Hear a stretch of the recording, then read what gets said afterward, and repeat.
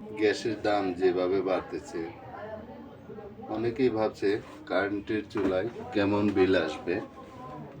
তো আমি নিজে গতকাল কারেন্টের চুলা ব্যবহার করে মিটার রিডিং নিলাম। আজকে দেখাবো আসল হিসাব, কোনো আন্দাজ না, পুরাই বাস্তব।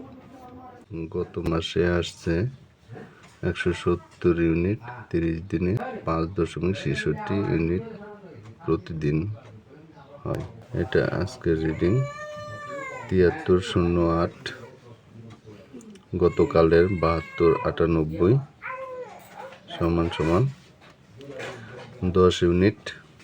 তো রেগুলার ইউনিট 5.6 বাদ দিলে তো প্রতিদিন 4.4 ইউনিট চুলায় ব্যবহার হবে।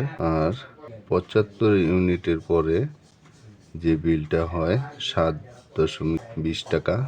75 ইউনিটের আগে আরো কম বিল আসে,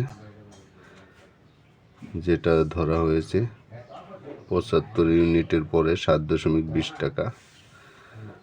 তো ওই হিসাবে প্রতিদিন খরচ 31 টাকা 68 পয়সা, 30 দিনে 950 টাকা 40 পয়সা। তো দেখেন, হিসাব ভুল হইলে জানাবেন।